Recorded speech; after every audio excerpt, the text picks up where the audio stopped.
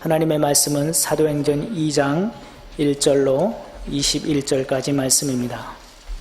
오순절날이 이미 이름에 그들이 다 같이 한 곳에 모였더니 호련히 하늘로부터 급하고 강한 바람 같은 소리가 있어 그들이 앉은 온 집에 가득하며 마치 불의 혀처럼 갈라지는 것들이 그들에게 보여 각 사람 위에 하나씩 임하여 있더니 그들이 다 성령의 충만함을 받고 성령이 말하게 하심을 따라 다른 언어들로 말하기를 시작하니라. 그때에 경건한 유대인들이 천하 각국으로부터 와서 예루살렘에 머물러 있더니 이 소리가 나매 큰 무리가 모여 각각 자기 방언으로 제자들이 말하는 것을 듣고 소동하여 다 놀라 신기하게 여겨 이르되 보라, 이 말하는 사람들이 다 갈릴리 사람이 아니냐? 우리가 우리 각 사람이 난 곳 방언으로 듣게 되는 것이 어찌미냐?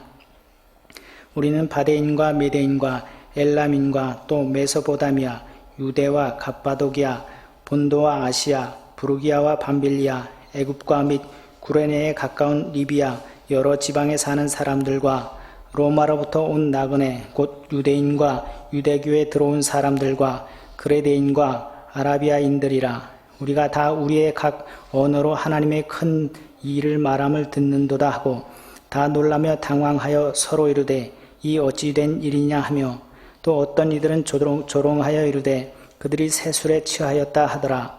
베드로가 11 사도와 함께 서서 소리를 높여 이르되 유대인들과 예루살렘에 사는 모든 사람들아, 이 일을 너희로 알게 할 것이니 내 말에 귀를 기울이라. 내가 제3신이 너희 생각과 같이 이 사람들이 취한 것이 아니라 이는 곧 선지자 요엘을 통하여 말씀하신 것이니 일렀으되 하나님이 말씀하시기를 말세에 내가 내 영을 모든 육체에 부어주리니 너희의 자녀들은 예언할 것이요 너희의 젊은이들은 환상을 보고 너희의 늙은이들은 꿈을 꾸리라. 그때 내가 내 영을 내 남종과 여종들에게 부어주리니 그들이 예언할 것이요 또 내가 위로 하늘에서는 기사를 아래로 땅에서는 징조를 베풀리니 곧 피와 불과 연기로다. 주의 크고 영화로운 날이 이르기 전에 해가 변하여 어두워지고 달이 변하여 피가 되리라. 누구든지 주의 이름을 부르는 자는 구원을 받으리라 하였느니라. 아멘.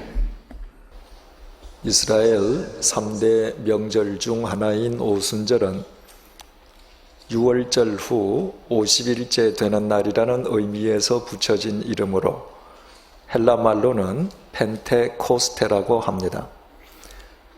바로 그 오순절 날에 뜻깊은 성령 강림 사건이 있었기에 성령 세례와 성령의 은사를 강조하는 오늘날의 성령 운동을 오순절 운동, 펜테코스탈리즘이라고 부르고 있습니다.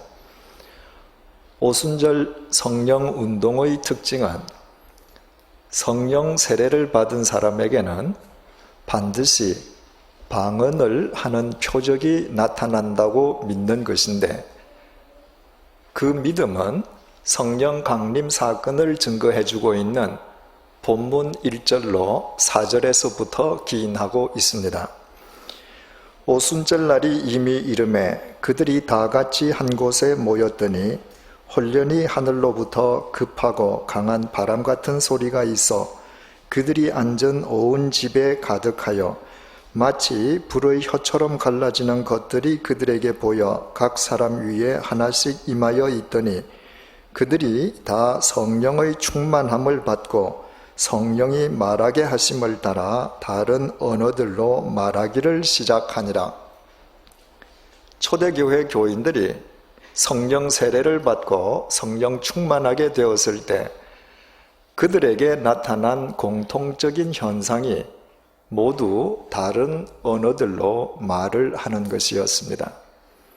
다른 언어들이란 문자 그대로 그들이 평소에 쓰던 말과는 다른 말들이었습니다.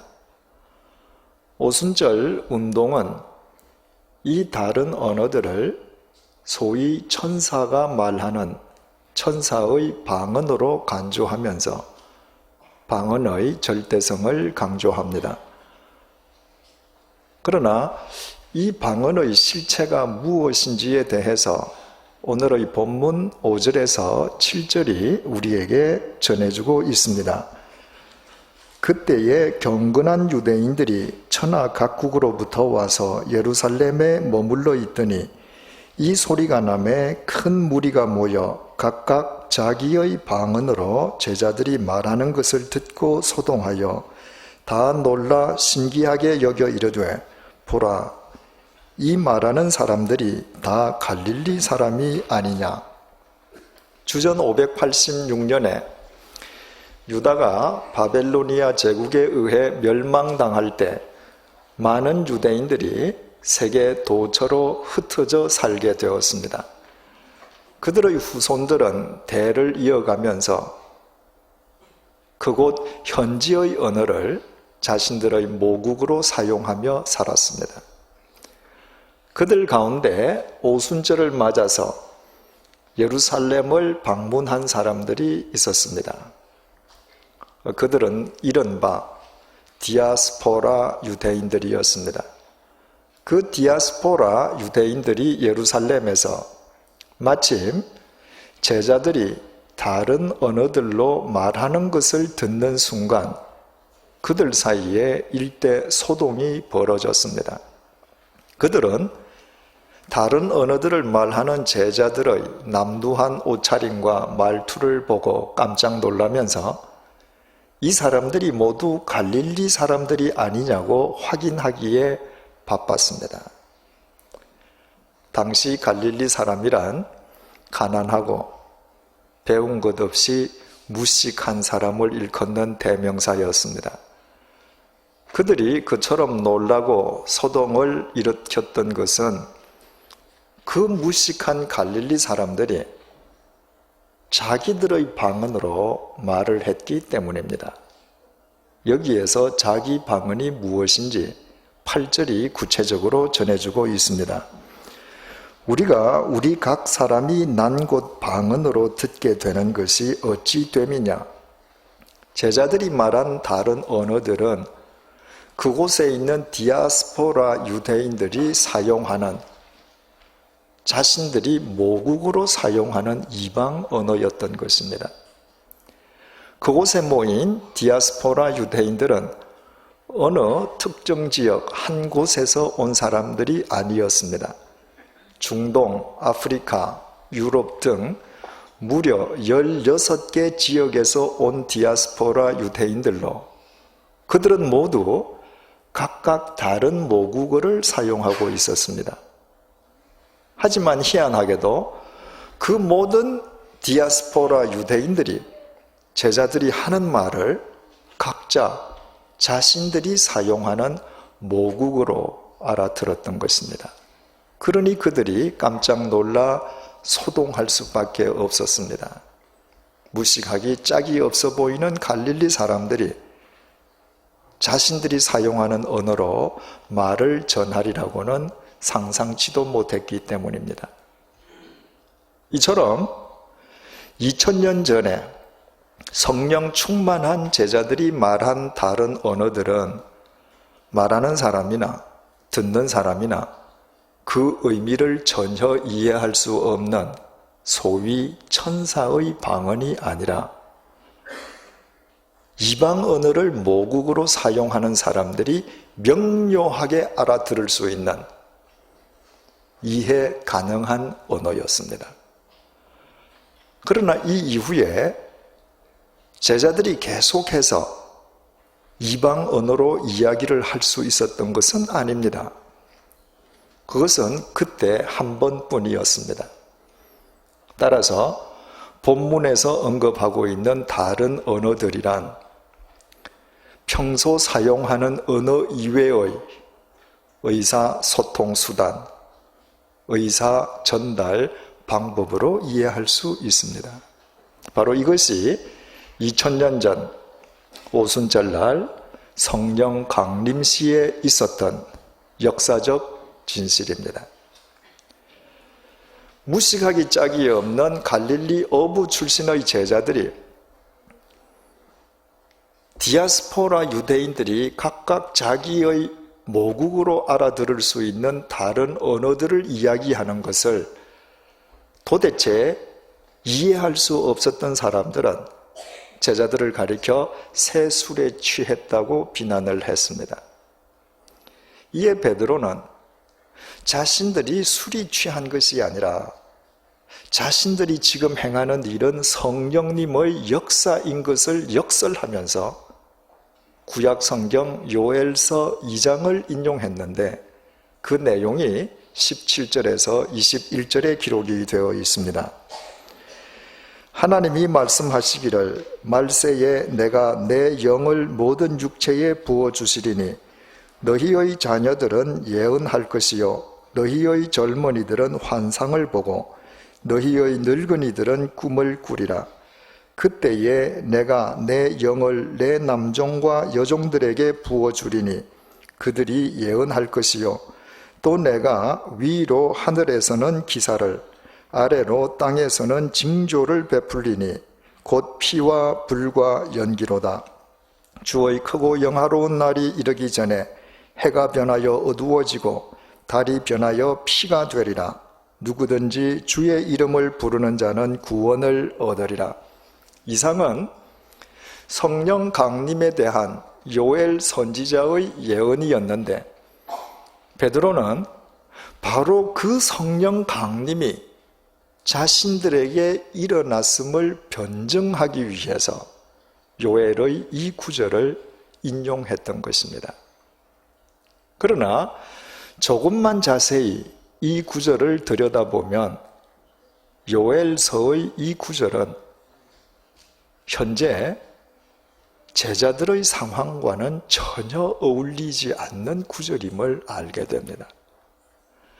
요엘 선지자는 분명히 성령님께서 강림하실 때에 자녀들이 예언을 하고 젊은이들은 환상을 보고 늙은이들은 꿈을 꾸며 남종과 여종들 역시 예언할 것이라고 했습니다.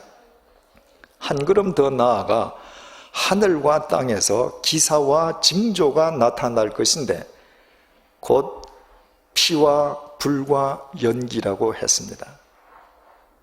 그러나 요엘이 언급한 이 징조와 기사들 가운데에 초대교회 교인들 사이에서 일어난 것은 단 하나도 없었습니다. 초대교회 교인들에게 성령님께서 강림하셨지만 그들의 자녀들 가운데 예언한 사람은 없었고 환상을 본 젊은이들도 없었고 하늘과 땅에서 징조와 기사가 나타난 적도 없었습니다. 따라서 이 구절은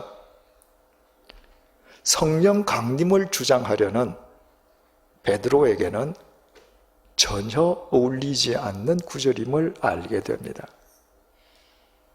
그런데도 왜 굳이 베드로는 이 구절을 인용하면서 자신들의 성령 충만함을 역설하려고 했겠습니까? 갈릴리의 무식한 어부 출신들이었기 때문에 베드로가 구약 성경에 대해서 무지했기 때문이겠습니까? 그렇지 않습니다. 베드로는 정확하게 그리고 적절하게 요엘서의 이 말씀을 인용했던 것입니다. 베드로가 강조하려고 했던 것은 요엘 선지자가 언급한 징조와 기사 가운데에 그 어느 것도 나타나지 않았지만 그러나 자신들이 이방 언어를 모국어로 사용하는 디아스포라 유대인들이 알아들을 수 있는 다른 언어들로 말한 것보다 더 큰 성령 강림의 증거가 없음을 주장하는 것이었습니다. 제자들은 갈릴리에서 태어나서 갈릴리에서 잔뼈가 굵은 이스라엘 변방 갈릴리 사람들이었습니다.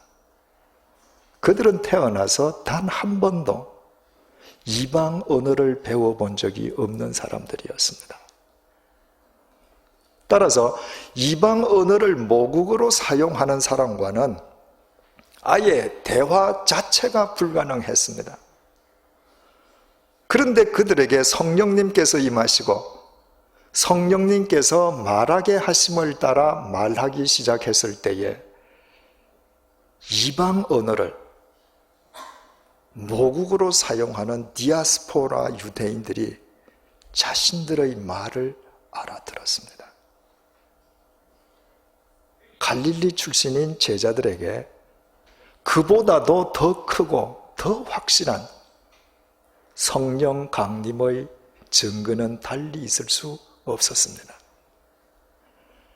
이와 같은 제자들의 개인적인 경험은 제쳐놓고서라도 그것이 요엘서에 언급되어 있는 징조와 기사보다도 더 큰 역사임을 확증해주는 또 다른 증거가 있습니다. 우리는 바벨탑 사건을 잘 알고 있습니다. 바벨탑은 인간이 하늘에 닿기 위해서 지었던 탑의 이름입니다. 그 당시의 인간들은 돌 대신에 벽돌을, 진흙 대신에 요즘 말로 아스팔트를 건축 재료로 사용할 줄 알았습니다. 그것은 그 당시로서는 경이적인 기술의 진보였고 과학의 발달이었습니다. 그들은 그 획기적인 벽돌과 아스팔트로 하늘에 닿는 탑을 쌓을 수 있다고 믿고 실행에 옮겼습니다. 이유는 자신들의 이름을 만방에 떨치고 그 탑을 표대로 삼아 흩어짐을 면하기 위함이었습니다. 한마디로 인간 스스로 하나님이 되어 자기 삶의 표대가 되려 했던 것입니다. 오늘날 21세기의 관점에서 보면 고작 벽돌과 아스팔트로 하늘에 닿을 수 있다고 호언장담했던 그들은 참으로 무모하고 무지하기 짝이 없는 인간들입니다. 그러나 그들은 자신들의 무지에 대해서 철저하게 무지할 정도로 교만했고 그 교만의 결과는 언어의 분열로 나타났습니다. 본래 하나밖에 없던 인간 언어가 인간의 교만으로 인해 혼잡하게 나누어지게 된 것입니다. 이것은 오늘날도 마찬가지입니다. 어떤 자리에든 교만한 사람이 한 사람 끼어 있으면 똑같은 말로 대화를 주고받는데도 그곳에 있는 사람들의 생각과 마음이 쉽게 찢어져 버리는 것은 인간의 교만은 인간 사이의 바른 관계와 바른 대화를 가로막는 최대의 장애물이기 때문입니다. 그런데 제자들이 낮고 낮은 마음을 지녔을 때 그 낮은 마음에 성령님께서 임하시고 그들이 성령님을 힘입어 말하게 되었을 때 그들은 평소와는 다른 말을 했고 그 다른 말을 이방 언어를 모국어로 삼는 디아스포라 유대인이 알아듣게 되었습니다. 인간의 교만으로 찢어졌던 언어가 성령님 안에서 하나로 회복되었던 것입니다. 그것도 가장 무식한 갈릴리 어부 출신의 제자들을 통해서였습니다. 오직 성령님께서만 행하실 수 있는 대역사였습니다.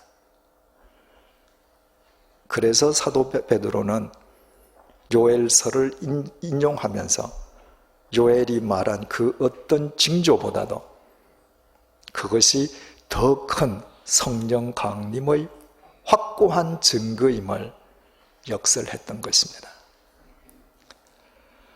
우리말 다른 언어들로 번역된 언어가 헬라 말로는 글로사인데 그것은 본디 혀를 뜻하는 단어입니다. 우리말 혀는 입속에 있는 살덩어리만을 뜻하지만 헬라어 글로사는 영어나 프랑스어처럼 혀와 언어를 동시에 의미합니다. 영어로 모국어를 mother tongue이라고 하는 것과 똑같습니다. 그런데 본문 4절을 보면 성령님께서 강림하실 때에 불의 혀처럼 갈라지는 것들이 그들에게 보여 각 사람 위에 하나씩 임하여 있었음을 증거해주고 있습니다. 이 구절을 보다 원문에 충실하게 번역하면 불처럼 보이는 혀들이 제자들 각각 위에 임하셨다는 말입니다. 제자들은 자신들에게 임한 혀로 다른 언어들을 말을 한 것입니다. 제자들에게 위에서 임했던 혀가 대체 누구의 혀였겠습니까? 두말할 것도 없이 주님의 혀입니다. 성령 충만한 사람은 주님의 혀를 지니고 주님의 혀로 말하는 사람입니다. 인간인 우리가 대체 어떻게 주님의 혀를 지닐 수 있겠습니까? 그것은 주님의 마음을 품는 것입니다. 내가 내 마음으로만 살아가면 아무리 오래 살아도 나의 혀는 나의 혀일 뿐이요. 이 혀 끝에서 발해지는 모든 말들은 자기중심적이고 이기적이고 교만한 나의 말에 불과할 것입니다. 그러나 우리가 주님의 마음을 품게 되면 우리의 혀가 주님의 혀가 됩니다. 주님의 마음을 품고 주님의 혀로 말할 때 우리는 평소와는 다른 말, 다른 언어들을 말할 수 있게 되는 것입니다. 우리가 성령님의 조명 아래에서 주님의 말씀을 배우고 주님의 말씀을 쫓는 것은 단순히 말씀에 대한 더 많은 정보와 지식을 얻기 위함이 결코 아닙니다. 말씀의 능력을 힘입어 주님의 마음을 지니고 살기 위함입니다. 우리가 성령님의 도우심 속에서 주님의 마음을 지니면 우리의 혀만 주님의 혀가 되는 것이 아니라 우리의 삶 자체가 주님의 혀가 됩니다. 우리의 삶 자체가 주님의 사랑과 생명을 전하는 다른 언어들로 승화된다는 말입니다. 요한복음 21장은 교회의 행적과 교회의 역사와 사도들의 행적을 밝혀주는 사도행전과 맞물려 있다는 의미에서 대단히 중요하다는 사실을 여러 차례 말씀드렸습니다. 요한복음 21장의 하이라이트는 갈릴리 바닷가에서 예수님께서 제자들을 대표한 베드로에게 네가 나를 사랑하느냐고 3번 반복해서 물으시는 장면입니다.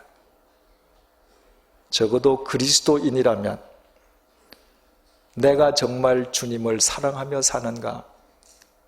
일평생 스스로 자문하면서 살지 않을 수 없기 때문입니다.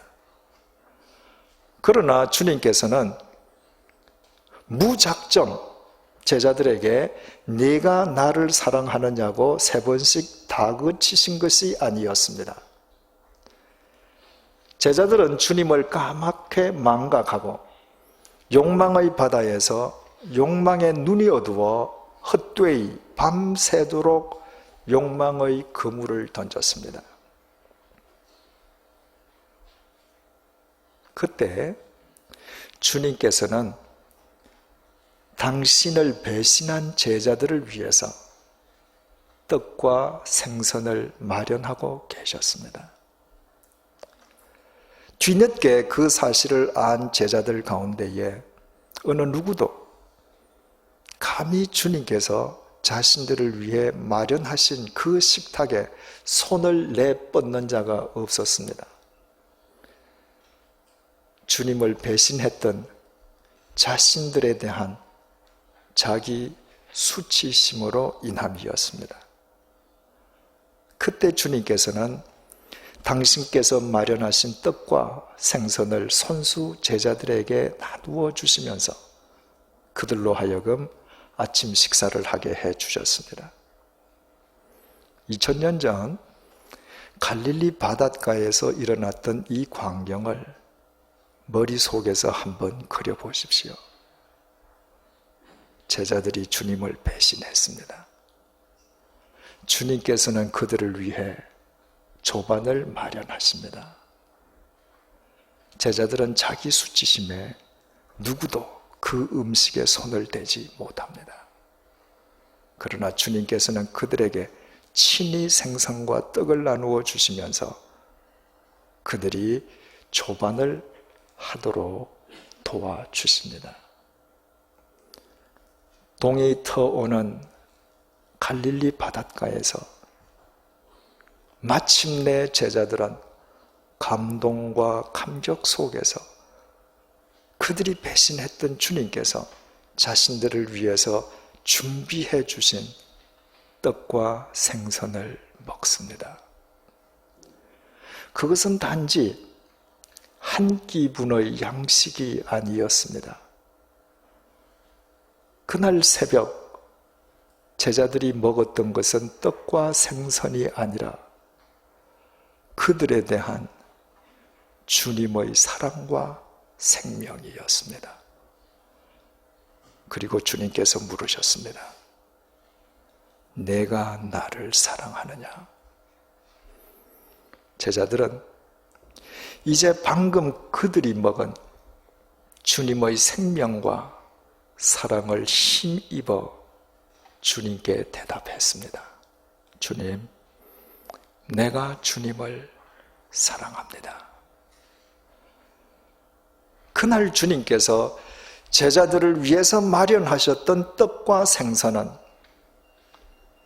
당신의 사랑을 평소 아무리 말로 설명해도 알아듣지 못하는 제자들을 위한 주님의 또 다른 언어들이었고 그 다른 언어들에 의해서 제자들은 비로소 주님의 사랑을 깊이 깨달음과 동시에 자신들의 사랑을 주님 앞에 고백할 수 있었습니다. 우리가 주님의 마음을 품는다는 것은 바로 주님의 이 마음을 품는 것입니다. 우리가 성령님의 도우심 속에서 주님의 이 마음을 품기만 하면 우리 삶은 말할 것도 없고 우리 손에 들려있는 떡 한 조각마저도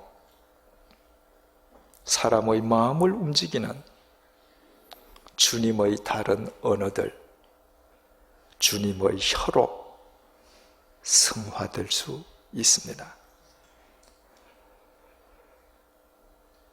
저희 집 2층에서 함께 성경 공부를 하던 몇 가정과 더불어 주님의 교회를 시작한 것은 1988년 6월 달이었습니다.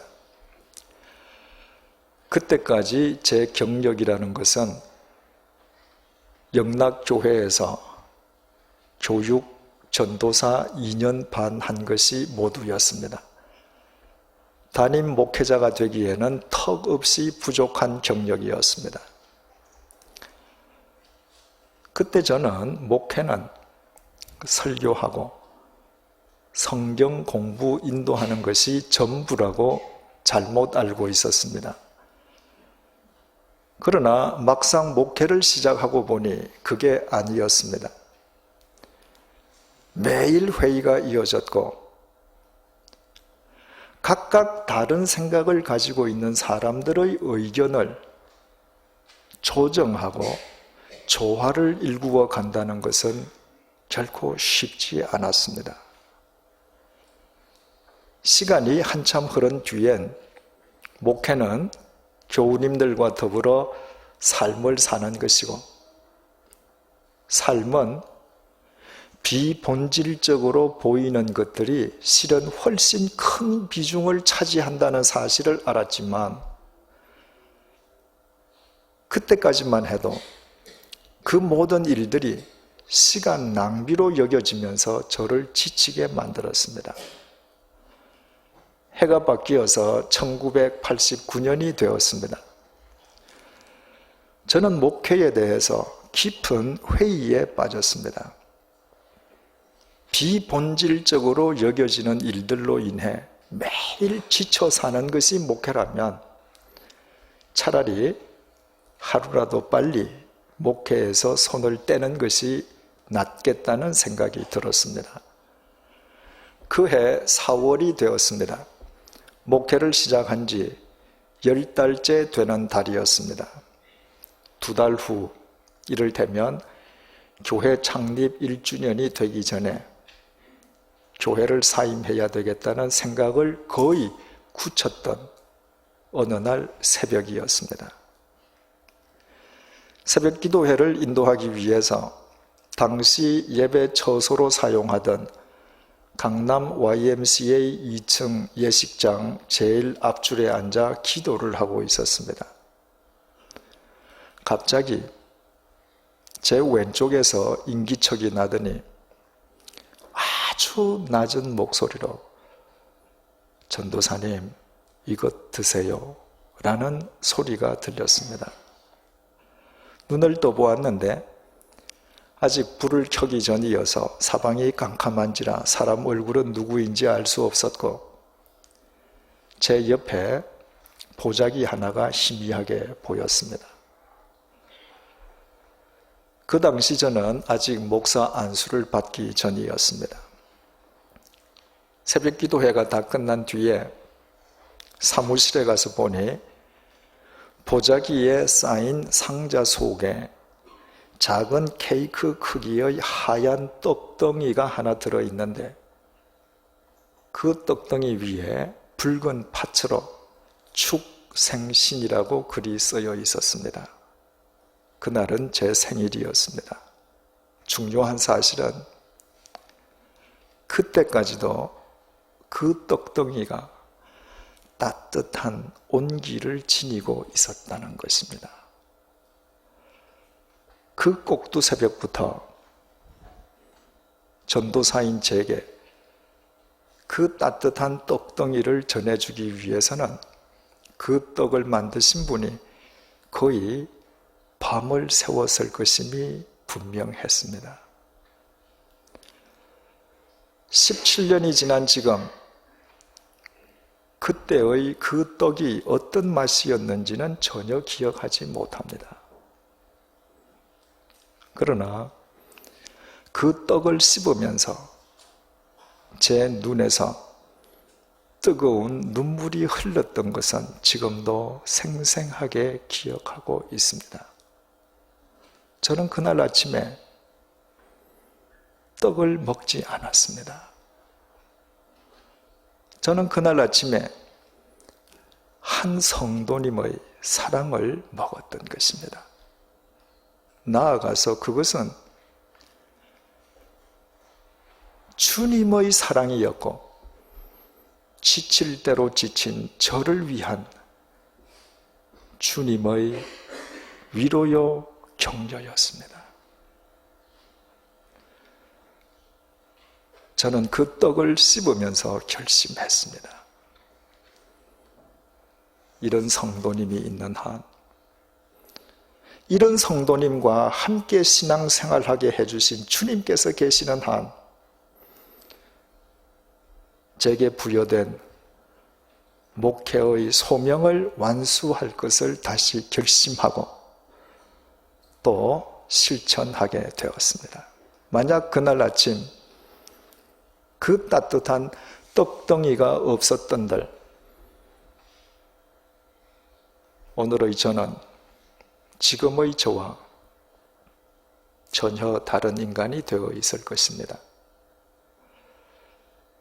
그 성도님과 저 사이에 그날 아침 단 한마디의 대화도 주고받은 것이 없습니다.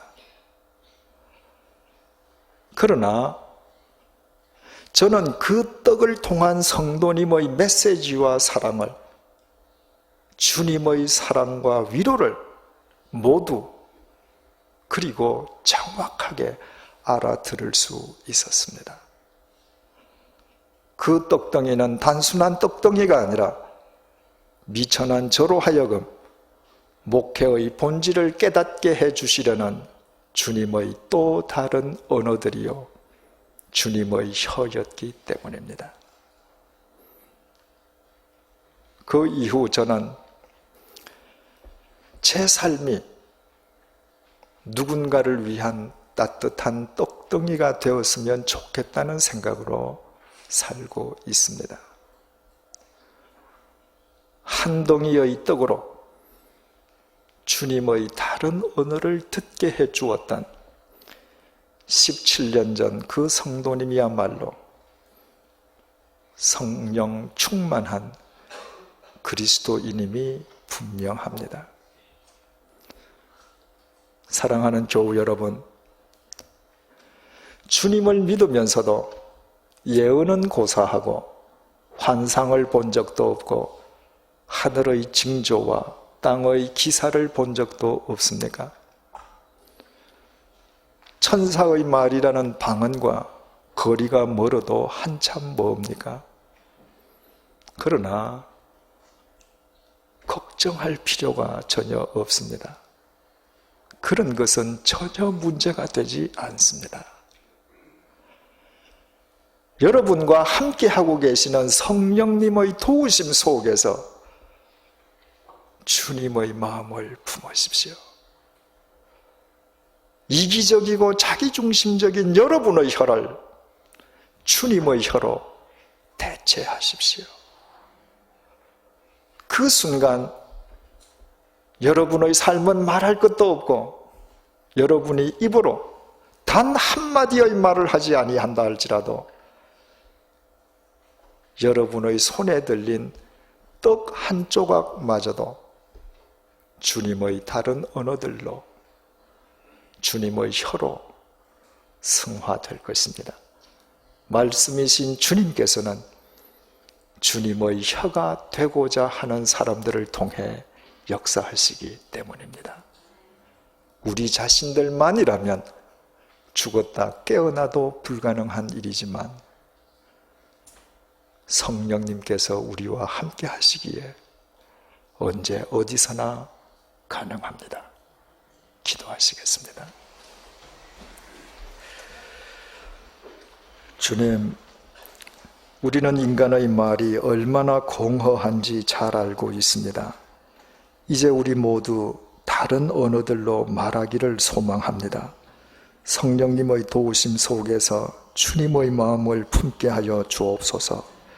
우리의 혀를 주님의 혀로 대체하여 주옵소서. 우리가 입을 열어 우리의 말을 한마디도 하지 않아도 우리의 삶 자체가 주님의 혀가 되어 우리의 일거수일투족과 우리의 손에 들린 것들이 주님의 다른 언어들로 승화되게 하여 주옵소서. 주님의 혀로 살아가는 우리로 인해 인간 사이의 오해와 편견이 사라지게 하시고 찢어진 마음들이 회복되게 도와 주옵소서. 우리의 삶이 주님의 혀로 살아가는 한 당장 우리 앞에 있는 상대가 변치 않는다고 낙심하지 말게 도와주옵소서. 우리의 문제는 상대의 변화가 아니라 우리의 삶 자체가 주님의 다른 언어들로 존재하는 것임을 잊지 말게 도와주옵소서. 이것이 가능할 수 있게 해주시기 위해 지금 성령님께서 우리와 함께 계심을 기억하면서 늘 주님의 마음을 품은 성령 충만한 그리스도인으로 살아가게 도와주옵소서. 예수님의 이름으로 기도드립니다. 아멘. 우리 주 예수 그리스도의 은혜와 하나님의 사랑과 성령님의 교통하심이 성령님의 도우심 속에서 주님의 마음으로 주님의 혀로 다른 언어들을 말하며 살아갈 것을 소망하는 주님의 사람들과 100주년 기념교회 위에 이제로부터 영원토록 함께 해주시기를 간절히 축원하옵나이다. 아멘.